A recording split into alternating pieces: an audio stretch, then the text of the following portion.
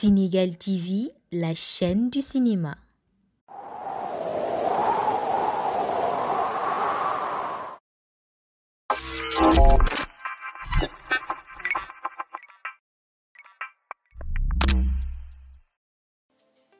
waaw mais am na ay initiative yoo xamante ni gars yi ñoo ngi koy teg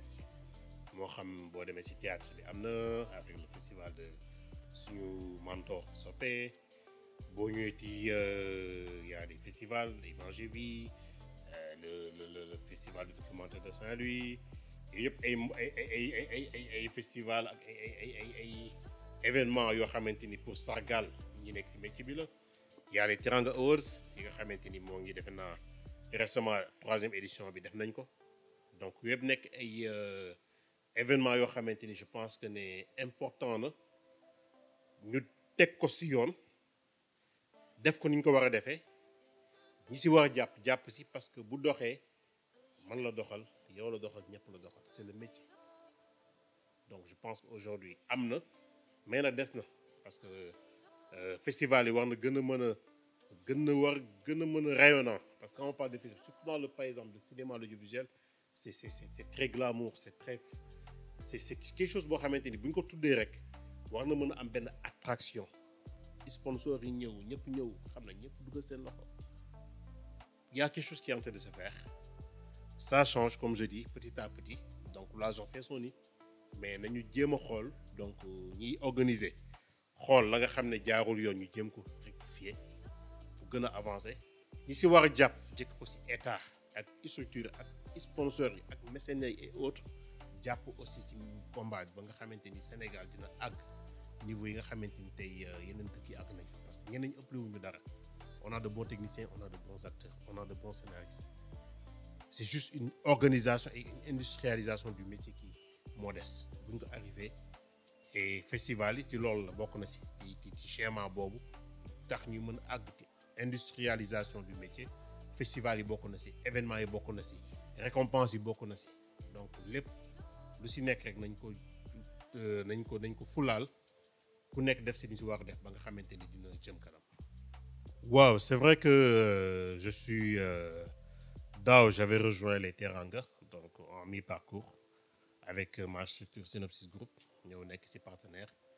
def si liggéey bi nga xamante ni sentiroon naa ko parce que comme je dis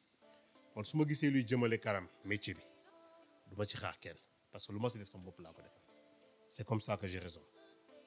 su ma gisee luy jëmale kanam sama moromu artiste wala quelqu'un boo xamante ni ñoo bokk liggéey du ma ko tàggu damay def la ma war a def pour moom mu jëm kanam parce que c'est ça qui fait avancer le métier donc man loolu laa gëm et noonu laay doxee ren cette année c'est vrai certes j'étais dans le comité directeur donc c'était pas facile parce que bon comme je dis il y a eu des changements il y avait le Burkina qui était pressenti après il y a eu ce qui s'est passé là-bas am ay changements finalement le Maroc nekk invité d'honneur donc processus bi yëpp xëy na mu waroon demeewul noonu ba au finish peut-être comme je dis xëy na y a eu moins de succès par rapport ak public bi que l'année dernière mais pour moi le plus important c'est de faire donc je pense que ñi nga xamante ni ñoo nekk ci ginnaaw Teranga Movies Awards ils sont évalués les performances et les contre-performances xam la dox ak la doxul et que xam li tax aussi daaw peut-être mu gënoon am engouement ci public bi mu ko ren mais booy xool ci contenu cette année il y a eu plus de contenu il y a eu le marché du film il y a eu des masterclass il y a eu des débats c'était très intéressant yoo xamante ni ren la gën a am succès que daaw xëy na benn événement bi grand théâtre bi moo amoon il y a eu de l'affluence mais pas aussi grande que l'année dernière xëy na tamit jour bi ñu ko def parce que ñu bëri ñu ko doon calculer le samedi ça a été fait le vendredi donc tous ces facteurs là et pour man li am solo mooy ñi ko teg ak ñi nga xam ñoo nekk ci ginnaaw ñu mën a def les évaluations xool lan moo doxul lan moo dox lan la ñu war a améliorer ñi ci war a jàpp ci parce que comme je dis bu réussir c'est la réussite de tous en tout cas moi je suis quelqu'un boo xamante ni que ma nekk ci biir ma ñàkk nekk ci biir je soutiendrai toujours les Teranga Awards ak bépp activité bu nit di def Sénégal buy jëmale kanam sama métier man dama la ciy appuyer à 100%. moo xam ma nekk ci ma nag ñàkk see nekk nag. waaw boîte de production yi bon je pense qu'il y a eu des critères yoo xamante ni tegoon nañ ko donc personnellement je ne gérais pas la sélection des séries et autres donc c'est un autre collègue bu ko doon gérer mais il y avait des critères qui ont été posés je pense critères yooyu c'était des critères pour toutes les boîtes de production donc c'était ouvert aussi à toutes les boîte bu postulé wul peut-être moom moo am raison bi tax postulé wul wala proposé wul mais c'était ouvert à tout le monde donc je pense que sur ce point-là il y a pas c'était très transparent quand même par rapport à l'appel à projet donc après comme j'ai dit si doxalin bi ak si ni ñu ko defee je pense que les Teranga tamit war na mën a am benn amendement favorable ci nit ñi parce que comme ni ñu wax sànq il faut qu'on ñu def ay événements et c'est pas facile parce que festival yu mag yi gis yëpp ci àdduna ça a pris des années avant que muy mel ni mu war a mel festival de Cannes def nañ ko y a eu la guerre ñu arrêté reprendre mu dem des années avant muy nekk festival de Cannes donc Teranga tamit si yoon boobu lay nekk et moi tout ce que je dis mooy li ma waxoon sànq ñi ko ngànk nañu toog xool li nga xamante ni doxul ñu soppi lañ ci war a yokk ñu yokk ko si et que mu avancer et comme je dis moi ma nekk si ñàkk si nekk en tout cas je suis quelqu'un qui va toujours soutenir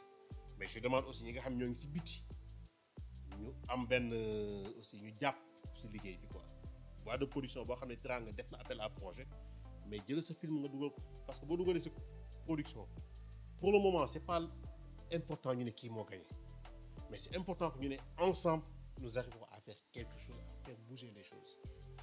après nag dina àgg foo xamante ni bu ñu fa àggee si dayoo ak ci professionnalisme ak ci lépp su boobaa mën na nekk une compétition saine parce que c'est important qu'il y ait de la concurrence saine nit ñi ku nekk di xëccoo qualité ñu ne bii qualité gën loolu baax na mais bon après comme je dis yàlla baax na je pense que ci année yi di ñëw les choses vont mieux se passer et que ñëpp nañu sentir seen bopp ci Teranga ci yeneen festival yi am yëpp. kii naa ko won may kan laaj ma lu nekk fii. lu nekk fii.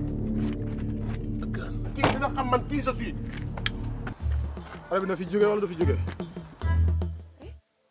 waaw La Diarra c'était une très très très belle expérience à savoir que bi ma Mbaro di woo audition c'était pas vraiment pour La Diarra c'était pour une autre production donc ñu moo doon woo pour auditionner ma pour benn rôle mais si audition boobu comme on dit toujours peut-être am lu ma fa wone qui était très comique et le producteur et ña fa nekkoon ils m'ont senti plus dans le personnage de Oncle Sam dans La Diarra ñu jëlee ma si boobu yóbbu ma si La Diarra et je ne regrette pas parce que comme je dis ça m'a permis ma exploiter beneen facette bu nekkoon ci man et li nit ñi xamul mooy moi je suis un comédien avant d'être un acteur tey je suis un producteur te ay série restaurant Saf-Saf avec ñoom Djibi Sey ñoom Tafa Touré ñoom Baye Eli ñoom Tonton Tafa ce sont des séries comiques qui se yu doon daw pendant le mois de Ramadan si ay chaînes de télé yooyu sont mes productions maa ko bind maa ko réalisé donc comédie je peux dire même la gën a am facilité que même ci drame wala yeneen parce que c'est moi la comédie c'est moi-même donc de nature je suis quelqu'un de très comique donc loolu moom depuis ma nekk xale ba ni ma nekkee mag c'est moi-même la comédie donc La Diarra pour ma fondroon ci personnage u Oncle Sam jox ko cette touche comique très particulier donc c'était une comédie très très très classique boo xamante ni c'était pas du yuuxu du def mais c'était dans le jeu dans l'acting que tu devais faire rire les gens donc je pense qu'on a réussi et surtout que le casting de La Diarra quand même on a eu la chance d'être aux côtés de Serigne Ngagne Père Diarra qui est quand même une icône de comédie sénégalaise donc amoon ay talent Jules La Diarra en tant que tel l'acteur principal def son retour mais de la plus belle des manières parce que comme on dit talent de fay il est resté 15 ans bi mu revenir il a montré que talent bi mu amoon fayul donc j'ai eu la chance aussi de côtoyer mon frère Mino Mbaye Immigré avant La Diarra on a fait un projet avec Nollywood qui a été le premier long métrage de Nollywood de la plus grosse boîte de production de Nollywood au Sénégal ma nekkoon si l'acteur principal man ak Mbaye Immigré Mino donc c'était un téléfilm dramatique qui va sortir très bientôt au Nigeria et un peu partout à travers le monde. Et bi ñu jógee si loolu ñu am chance tasewaat ci Laye Diarra. mais bu la tublee jar na ngay yow. Bande de cons et de facochères. tey naa la wan ni man maay sa baay maa la man munoo fee jóge te duma la duma. Tocc mbali mi naan te tës voilà. Et ngeen gis peut-être sénégalais xamuñu woon lool ci ñun mais ils ont vu qu'on avait cette touche comique là donc franchement moi je dis chapeau à la production ci rôle bi parce que permettre na ma aussi ma gën a amaat présence après Ninki Nanka am na Ninki Nanka en fait sénégalais yi xooluñu ko woon bu baax parce que c'était en français c'était très technique donc c'était un peu à part mais bii c'est plus c'est communautaire voilà c'est une série communautaire nit ñi nañ ci gis seen bopp et on a eu un très bon un retour favorable auprès du public de tout le monde donc c'est une manière aussi de dire merci à tous ceux qui ont aimé soutenu Laye Diarra Big Love ñu ne maay directeur de la cinématographie mais produire say film ba pare non mais écoute bi ma neewoon directeur de la cinématographie mais d'abord je pense que li may jëkk a def mooy woo ñi nga xamante ni ñoo seq métier bi c'est important comme on dit aujourd'hui métier bi benn nit mënu ko doxal il faut un consensus et je pense que je vais appeler ñi nga xamante ni tey ñoo seq liggéey bi yëpp ñu toog autour d'une table waxtaan càmbar xool lan moo dox lan moo doxul ak lan moo koy doxal et en communauté ñu arriver lever les barrières et surtout aussi qu'il y ait assez de transparence dans la gestion et dans le travail. Comme je disais, on a le FOPICA qui est là aujourd'hui. Quand même, nous, on a besoin aujourd'hui en tant qu'acteur du métier,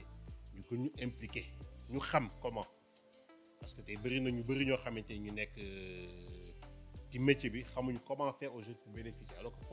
le président de la République a pour le cinéma et l'audiovisuel sénégalais. Donc je pense qu'il faut qu'il privilégier le dialogue, mais la communication surtout, mais aussi donner accès à la formation. Donc moi récemment l'a déposé pour am sama carte SODAV mais aujourd'hui bi ma demee ba toog bañ ma waxee lépp loo xamante ni tey jii nii àq la ak yelleef yoo xamante ni maa ngi ko fa am je me dis que ne il faut de la com, il faut que les acteurs du métier soient formés ñu xam suñuy àq ak suñuy yelleef. Donc tey je lance un appel à DCI ñu aider ñu ci formation. ñëpp mënu ñoo dem école des beaux-arts donc il faut trouver d'autres méthodes pour que même ñun ñi nekk ci métier bi ñu gën a yokk suñu xam-xam c'est important ñi ci bëgg a dugg ñu xam aussi ñu mën a jàng wala am les un peu de base de connaissances yu leen di inculquer c'est important mais aussi par exemple je lance aussi parce que fii laa ko mën a lancer appel bi képp kuy acteur képp kuy comédien képp kuy interprète nga dem au niveau de la SODAV aussi approché wu parce que c'est très important nit boo nekkee ci métier lépp loo xamante ni dafa yow wër sa métier te mu amal la solo da nga ko war a dem jëlee ji bu subaa bu ñuy wax nga am baat wala kàddu boo waxee mais ne pas rester les bras croisés bu subaa bu ñëpp di wax doo wax donc je pense que c'est ça quoi et su ma nekkoon directeur cinématographie Sénégal dama ko def boîte bi gën a wax parce que vous faites du bon travail. waaw mot de la fin bi je pense qu'encore une fois c'est remercier leen ci déplacement bi donc bi nga ñëw ba sama kër toog waxtaan ak man ça m'a fait honneur ma leen ci remercier donc di sant yàlla bu baax donc di nuyu samay famille parce que j'ai plusieurs familles donc yàlla moom séddee nit ñi nuyu waa Thiaroye Azur bi ngeen ma fekk nuyu Ouest Foire bi nga xamante ni tamit je pense que une partie de ma vie fa la koy mëne di remercier tamit ñëpp ñi nga xamante ni ñoo ngi may suivre di apprécier sama liggéey moi aussi di ma encourager comme di ma critiquer voilà et li may jeexal rek mooy juste di def un appel ñu nekk ci métier bi nañu gën a yaatalante suñu xol dañu gën a am générosité comme je dis un artiste c'est la générosité avant tout générosité mooy lan mooy ku nekk dee nangu wax sa mbaaxu morom ku nekk dee nangu critiquer sa morom ku nekk nga nangul sa morom la nga nangul sa bopp nga bëggal sa morom li nga bëggal sa bopp et que aussi l'État du Sénégal jàppale ñu parce que aujourd'hui suñu secteur ça draine des milliers et des milliers d'emplois de beaucoup de jeunes aujourd'hui s'identifient à travers ce que nous faisons et ce que nous pratiquons. État bu si jàppee tey Nigeria après agriculture audiovisuelle mooy deuxième facteur de développement la muy dugal ci xaalis ak emploi ci jeune bu Nigeria bu passé agriculture amul leen lu koy def Sénégal tamit je pense que war nañ fa àgg parce que facteur la buy drainer des finances des ressources mais aussi bu mën a permettre la réinsertion bu mën a permettre créer de l'emploi na si état jàpp et yàlla na métier bi jëm kanam donc di excusez wu nag bu fekkee ne am na loo xam ne wax nañ ko loo xamante ni jaaro yoon ñu ngi ciy jégalu donc lépp c'est dans le bon sens et merci à Sénégal merci à aussi le directeur de Sénégal Chérif Aspati qui est un collègue qui est un frère